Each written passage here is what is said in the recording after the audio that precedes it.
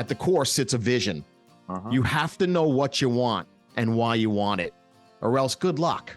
Which many entrepreneurs that we deal with, when you ask that question, that's like the hardest question for them to answer. What do you want? And then they've got to get out of their own way, which is usually what the problem is. When we talk about systems and team, that's the big problem. It's like, okay, in order to systematize your business, you've got to know what your core functions, what your core systems are. You got to be able to find those ways of taking things off of your plate as the owner and allowing other things to help you achieve what it is you want to achieve. The following podcast is brought to you by Thryv. Manage, run, and grow your business all from one dashboard using one login. Small business runs better on Thryv.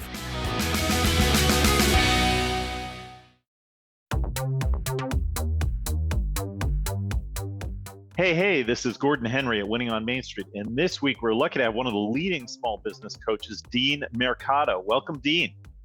Thank you, Gordon. I'm so glad to be here with you, man. Great to have you. So quick background on Dean. Dean is the founder and CEO of the small business digital marketing agency Online Marketing Muscle, and the #1 best-selling author of The Mind Stretch, 49 Inspiring Insights for Business Breakthroughs. He's a respected small business coach, author, and speaker focused on marketing, technology, and leadership. Dean has a great quote. I love this one. With new technologies, small businesses can now easily compete with the big boys. And that's just what we believe here at Winning on Main Street. So we're going to get into that. Dean has appeared on at Inc., Investors Business Daily, Crane's Business News, Fox, ABC, NBC, and many others. What should you, our listeners, get out of this episode? If you want to scale your business, listen to Dean and maybe even consider bringing him on board for some one-to-one coaching. So, Dean, welcome to the show. Let's get into it. You have two businesses. One is a small business coaching business. The other is the Online Marketing Muscle agency. Let's take them one by one. First, tell us a little bit about your background and how you got into small business coaching. Sure. Well, I went your traditional route. Bottom line was the college, job, family. So I did the college, did what I thought I was supposed to be doing, went into corporate America, spent a dozen years there, and then realized I hate this.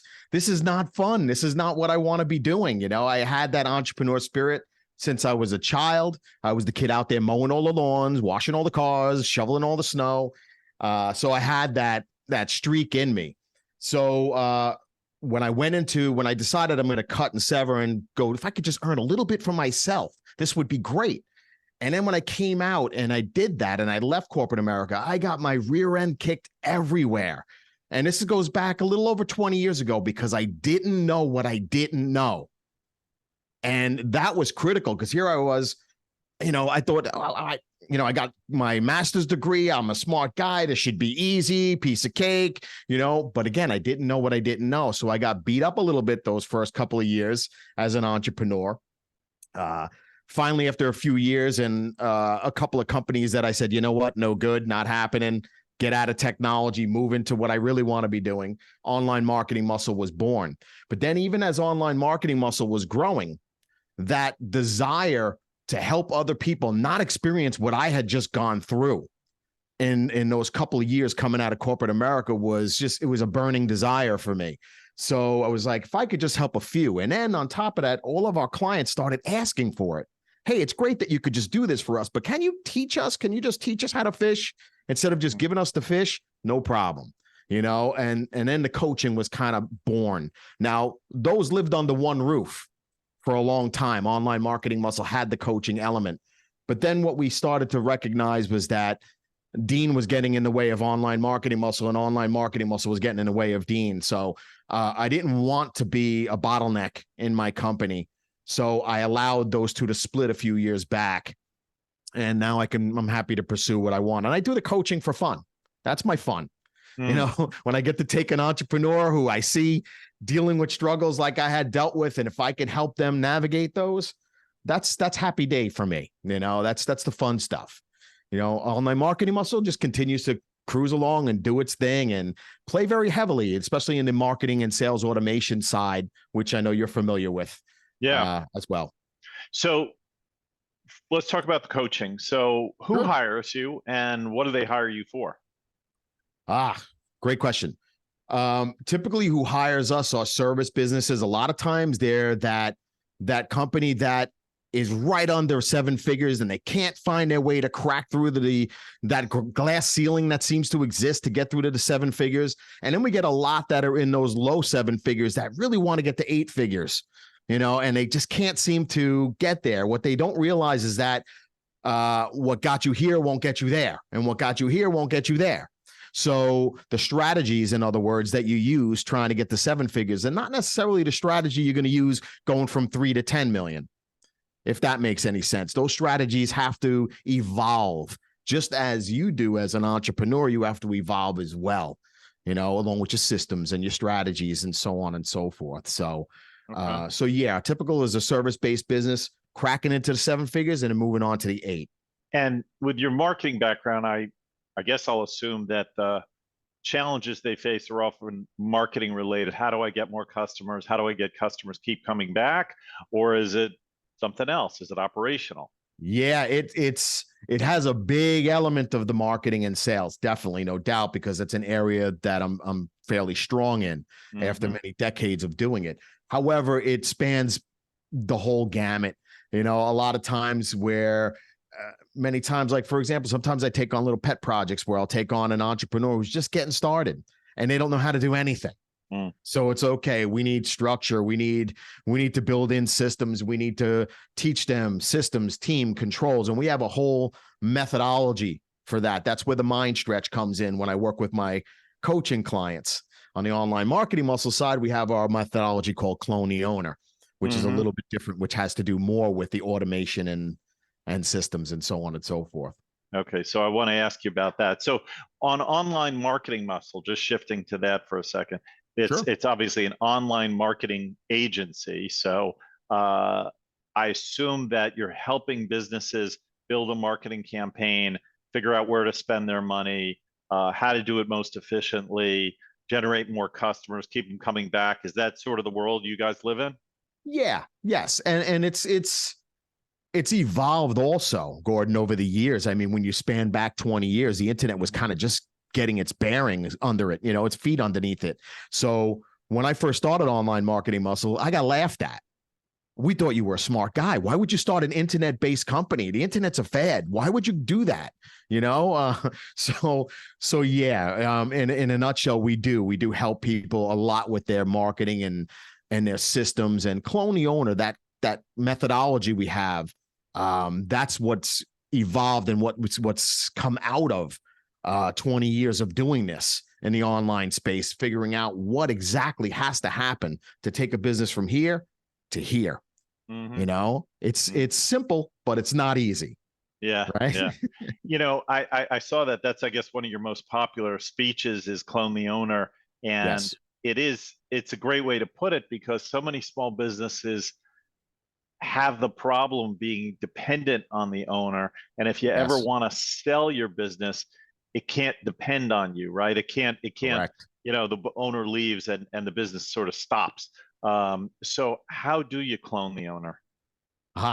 That's a great question. And with every single entrepreneur, it's going to be slightly different where the emphasis goes with that. But when we speak of the methodology itself, at the core sits a vision.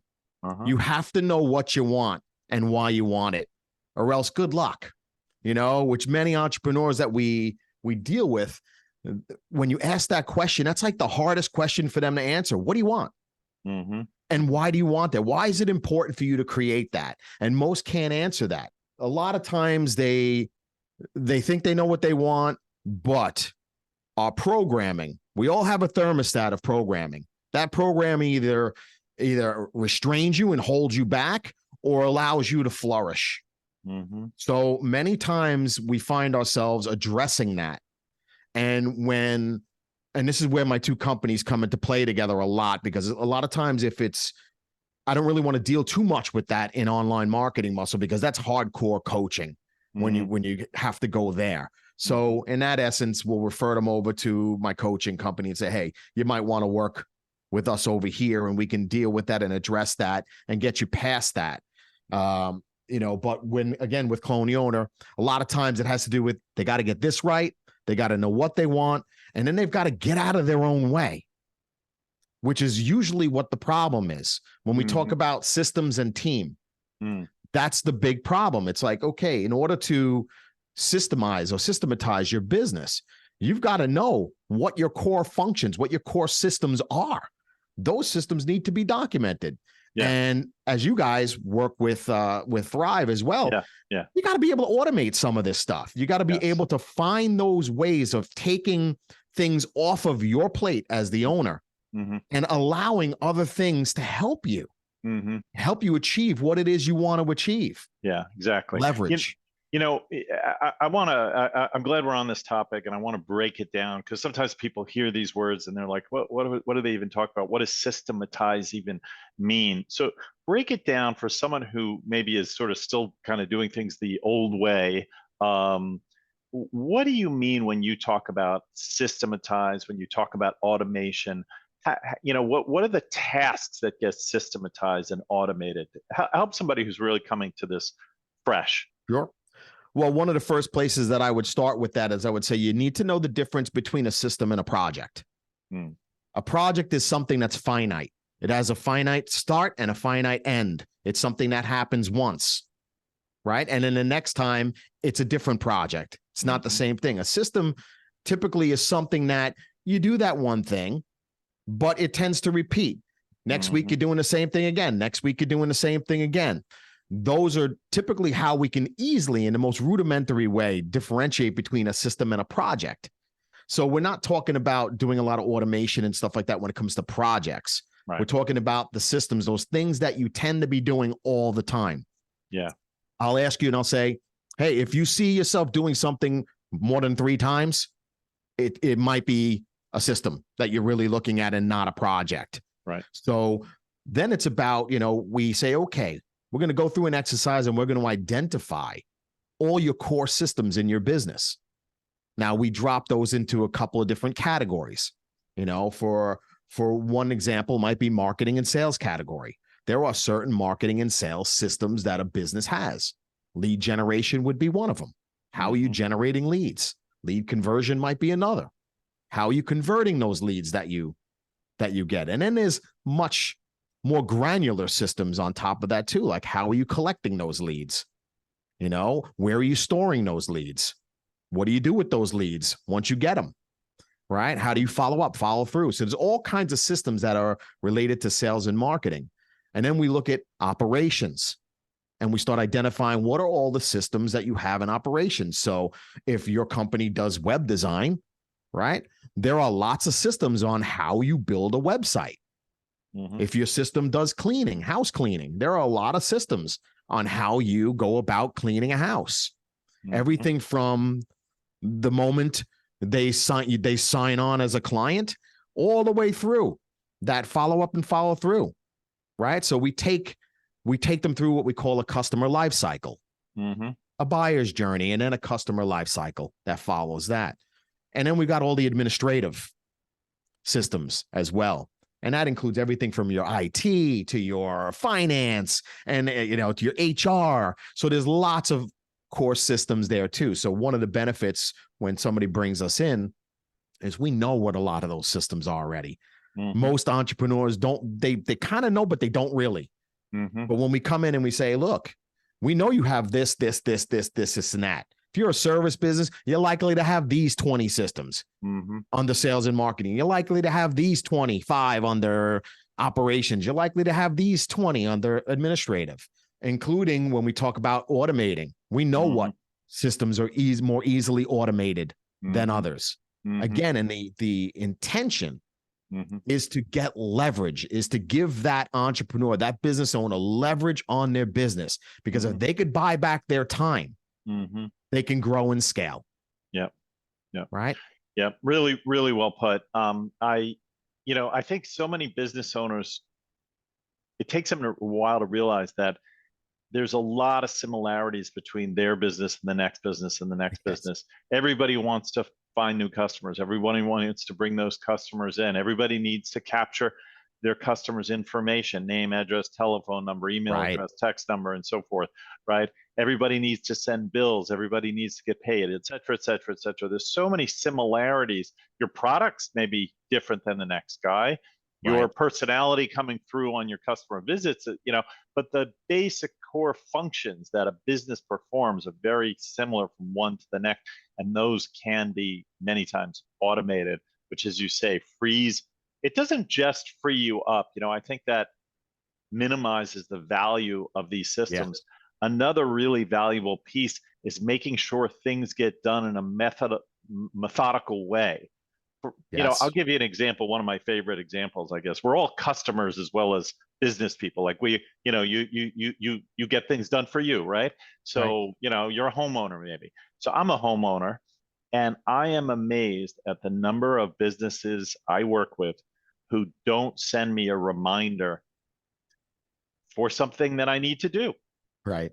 And especially nowadays, I don't want it via the US mail. I want it email or text. I actually prefer text. So whether it's time to do my annual house cleaning or air conditioning cleaning or roof inspection or car inspection for the state auto requirements, et cetera, et cetera, et cetera. I got all this stuff that needs to be done periodically, and I don't want to have to remember it. I want the business to tell me, you know. And just so many small businesses don't do that. And not only is it like helpful to your customers, it's good for you because, think of how many customers would sign up for another, time to clean your air conditioner if you just reminded them to do it. You'd make more money. Exactly.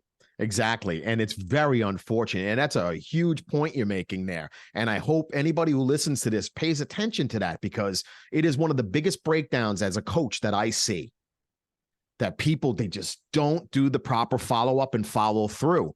And there's no excuse for it anymore. I'm sorry. There are a lot of tools out there that really simplify it, and they're not that complicated to use. So and the house example is a great one because, whether it's cleaning your gutters, right? Mm-hmm. Who's thinking of when's the next time I got to clean my gutters? Mm-hmm. If they would just reach out to me twice a year and say, hey, look, we're going to be in your area. It's so simple, yet so few do it. So if you really want to differentiate yourself, stand out from others, and stop putting yourself in a position where you're chasing sales all the time, then you'd automate something like that. So the hardest thing you could do is have to go after a new sale. Right? Everybody talks about, the big boys, talk about annual recurring revenue. Every big business today wants to be in the world of annual recurring revenue, which means the money just keeps coming in year after year and you don't have to go chase it. To your point about I don't have to go chase it. Right. And most of the small businesses, and our listeners are small businesses too, are in the kinds of businesses that you can turn into, like you said, gutters.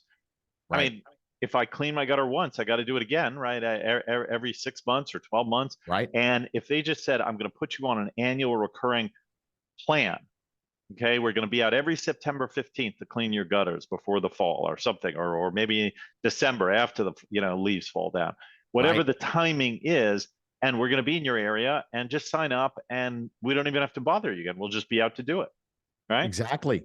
And done and taken care of. And we deal in, and we bump into a lot of small businesses that, when you ask them who their target market is, a lot of them say, oh, the affluent, the people who got the money. I want the rich people. Okay, well, great. One of the things that I know for certain that people with money, businesses with money, people with money, they're willing to pay for is speed. They're willing to pay for speed. If you could take the burden off of them and you can have things done fast, they're willing to pay for that typically. So when you're able to provide that, right, and there's no reason you can't these days, right? At least provide speed in your follow-up and your follow-through, right? And then you're also creating for yourself what I call predictable revenue.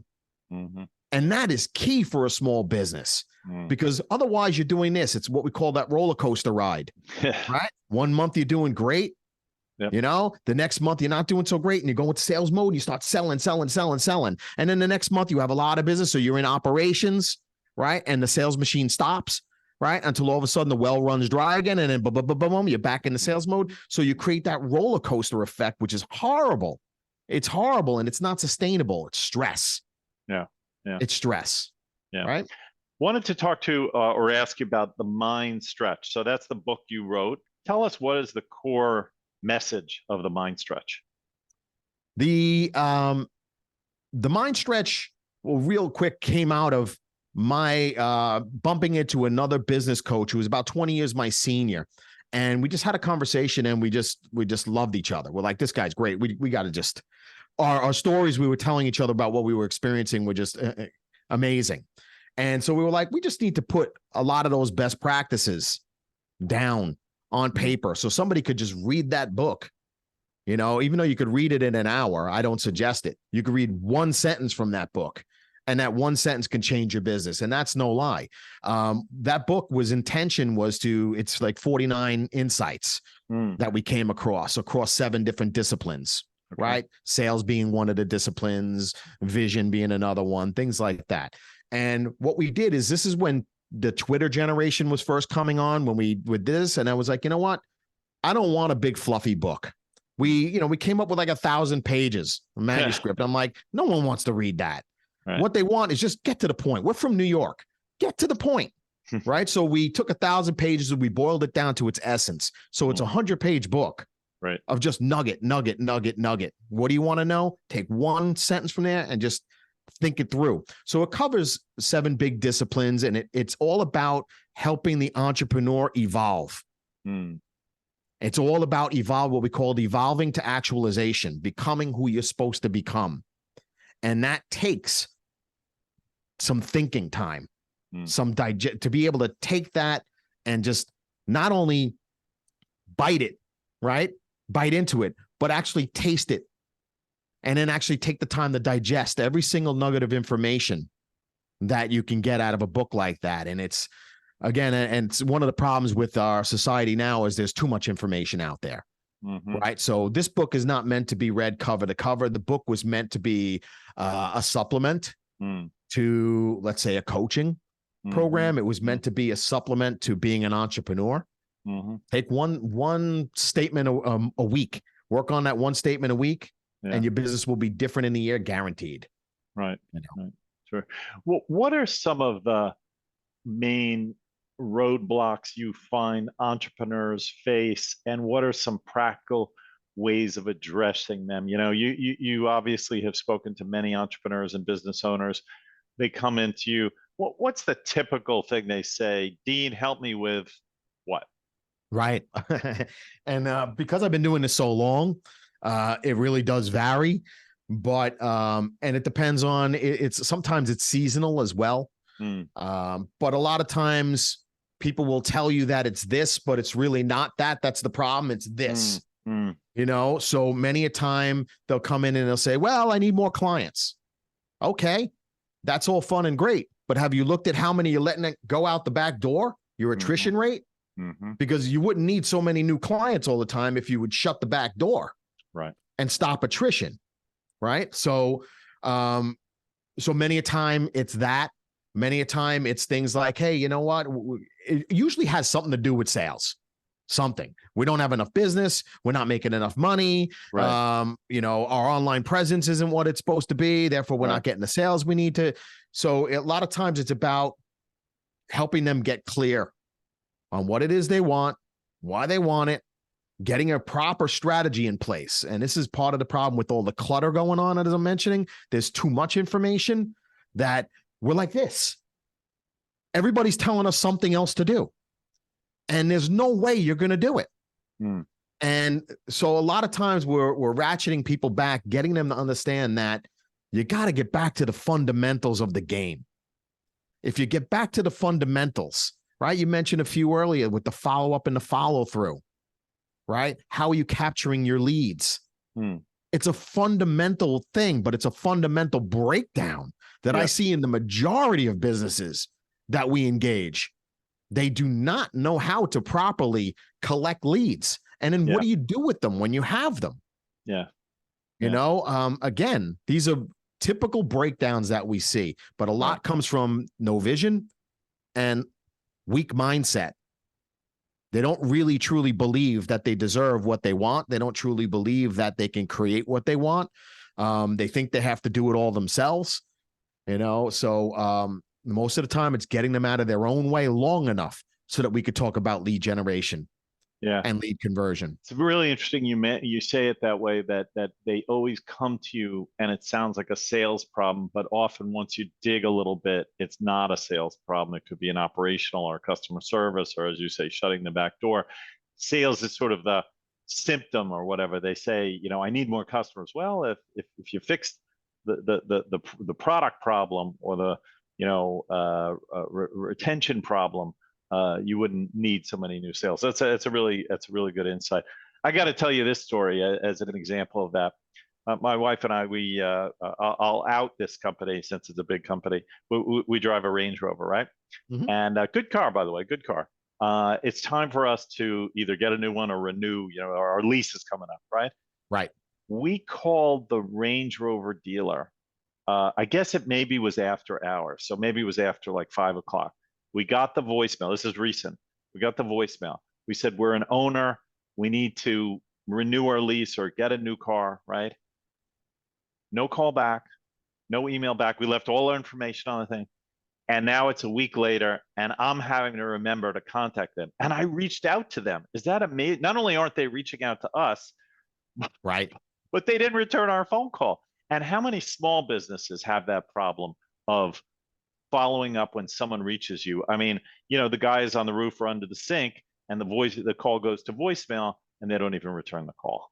Right. That is a huge, huge point, Gordon. I can't tell you how big it is.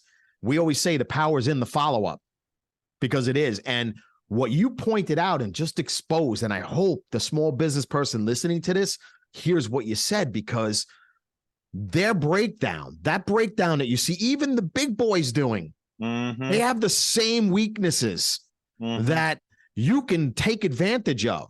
Their weakness is your opportunity if you learn to leverage it properly. So don't allow that to be your weakness too. Mm-hmm. You see their break. You're talking about Range Rover. That's a big company, but right. yet they are human.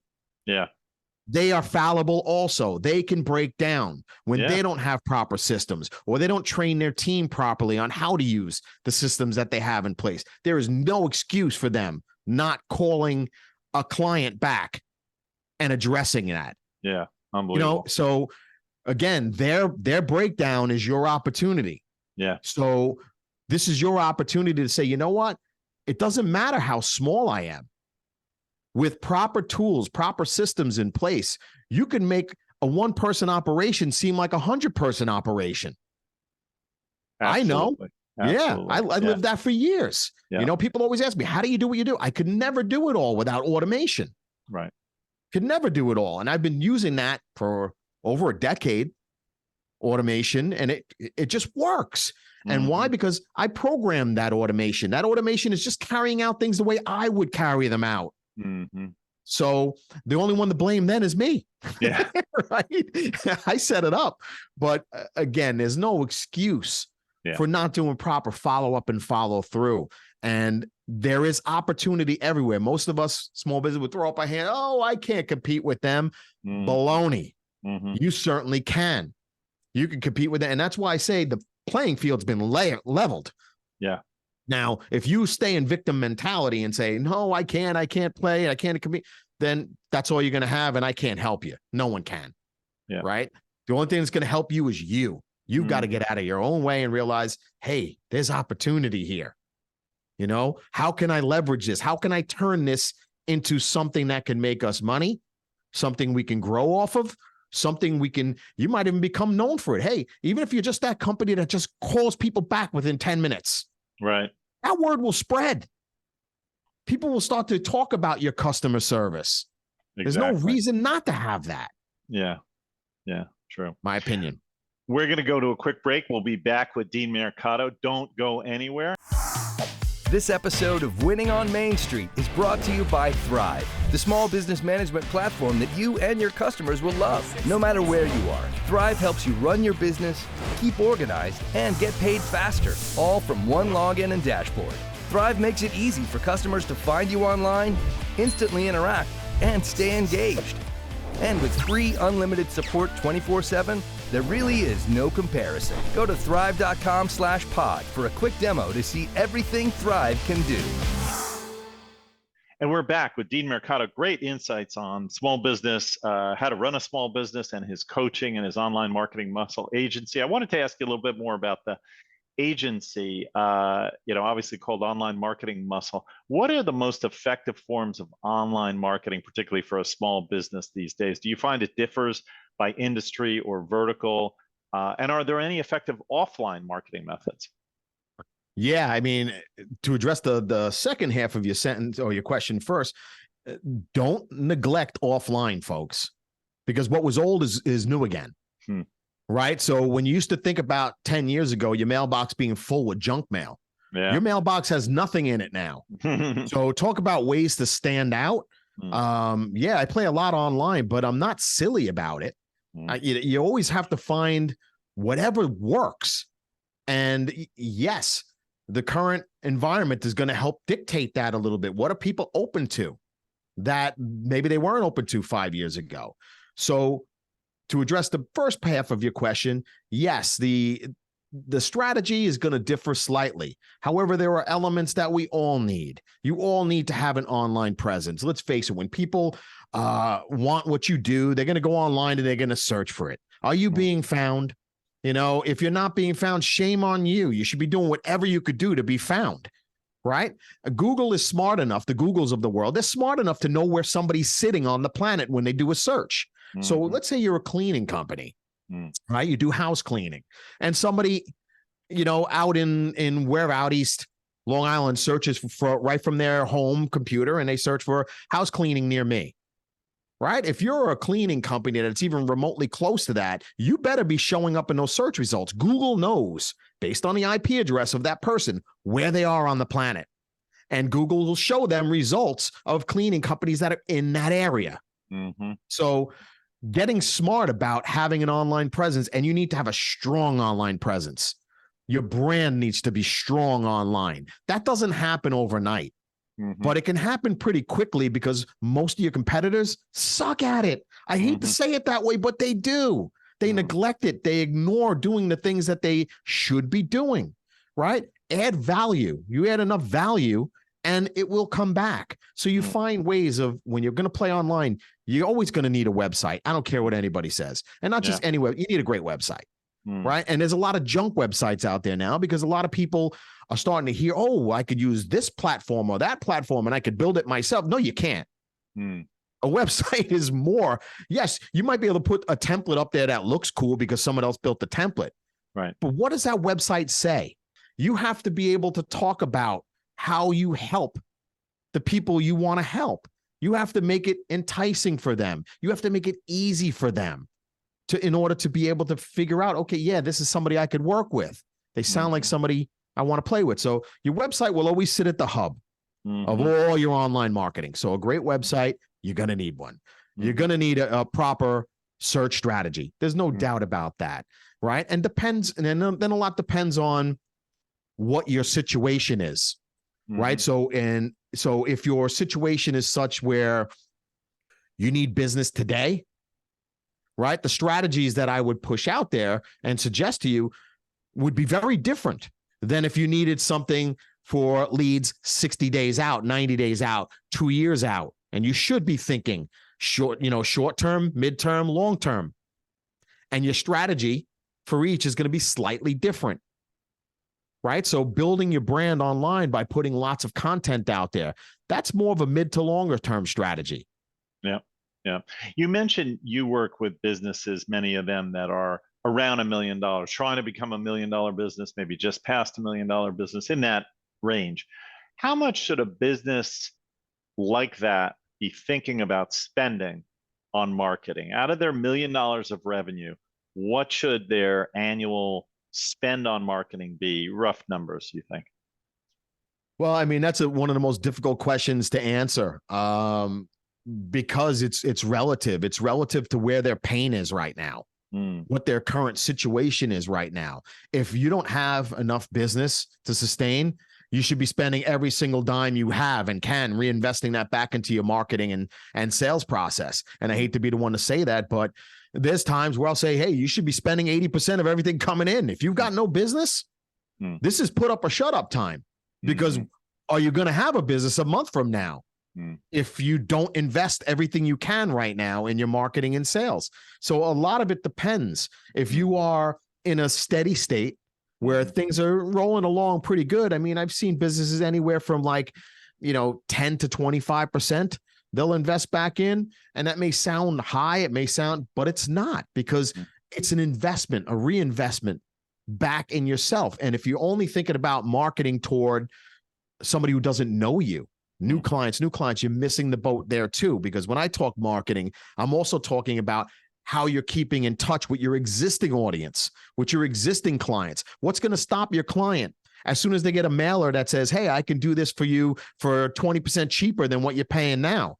What's going to stop them from jumping ship and going somewhere else? Yeah. Right. So the marketing process is a multi-prong, a multi-tiered approach as well, that you have to factor in. What do I need to be doing to create the result that I want to create? So a lot of that's going to depend on who your target market is, what kind of access you have to that target market. If you have horrible access to them, it's going to cost you a lot more. If you have easy access to them, it's going to be a lot cheaper. Right? So there are lots of variables. So when we step into a company and we evaluate that, we'll look at many, many criteria like that. And we'll come up with what we suggest for a specific business. Hey, you might want to consider investing this over the next 30 days. This may be over the next from 31 through 90. And then from 90 beyond, you look to do something like this, but again, that how much they invest and the strategy they choose is going to be very different depending on what their current situation is, who their target is, what kind of access they have to that target, right? So on and so forth. So if you're a short term and you're looking for something quick, paid advertising is going to be one way of going at it. Definitely. Cold calling, cold email, depends on how desperate you are, how hungry you are. Sometimes we have to shake you out of your own comfort zone because your comfort zone has gotten you to where you are. Yeah. And if you're not happy with where you are, you got to realize you got to do something different than what you're currently doing. Otherwise, your results not going to change. Yeah. We just have another minute. Where do you see yourself going? What's next for Dean Mercado and Online Marketing Muscle? Yes, we are. In 2023, we took a real solid hell-bent stance on getting in front of 1 million entrepreneurs in 2023. And the reason we're doing that, and this is part of why I'm here with you, the reason we're doing that is because we saw the devastation that happened here in New York over the last several years, and it was unacceptable. Every major system, every major politician, everybody failed. And they put small business in a real precarious situation. And it's very unfortunate what we saw happen. We saw 50-year mom and pop shops go under. They just couldn't take it anymore. They didn't want to deal with it anymore. Not acceptable to me. So we took a hard stance that we're going to get in front of many. We're going to educate as many as we can. We're going to help as much as we can. We're right now in the process of putting together our Clone Owner Academy, where we're going to deal with a lot of businesses and just try and move as many up the ladder as we can and make the price point ridiculous so that it's easy for anybody to get involved and there's no excuse anymore. We want to stop the trajectory that we're seeing. I don't care what trajectory we're hearing from our politicians and our news media cycle. We see what's really going on out there. We hear what's really going on there. My ears are really to the grindstone. I'm working with these people every day. I see what they're saying. And I'm a small business too. Yeah. I see it and I experience it. I feel it. Yeah. So we're trying to alleviate as much of that as possible. Yeah, that's great. Well, I appreciate everything you're saying. We're all about the success of small business as well. So couldn't agree more. Where can people find out more about Dean Mercado, MindStretch, your online marketing muscle? Where should people look for you? Yeah, the easiest two places would be deanmercado.com. That'll point you to everywhere I am. And onlinemarketingmuscle.com. You could, if you're interested in the whole Clone the Owner concept or the Clone the Owner Academy, onlinemarketingmuscle.com is where it's going to be released. And that's coming very, very quickly. By the time this goes out to the public or everybody gets a chance to see it, we might be live already with that. But that's Awesome. Those are the two best places. But Fantastic. I mean, I've been around a long time. Just Google me. You'll find me everywhere. And I don't say that to brag. It just is, because I've been out there for a long time. Yeah, fantastic. Well, Dean, I want to thank you for coming on the show, sharing all these insights, and it's great to have you here. And I hope some people look you up and find you. Gordon, I want to thank you for your time, and I'm grateful to be on your show. Thank you. And I want to thank our producer, Tim Alima, and our coordinators, DeEtte Barnett and Daniel Huddleston. And if you enjoyed this podcast, please tell your colleagues, friends, and family to subscribe. And if you don't mind, leave us a 5-star review. We'd really appreciate it. It helps us in the rankings. Small business runs better on Thryv. Get a free demo at thryv.com/pod. And check out our new free product, Command Center, at thryv.com. Until next time, make it a great week.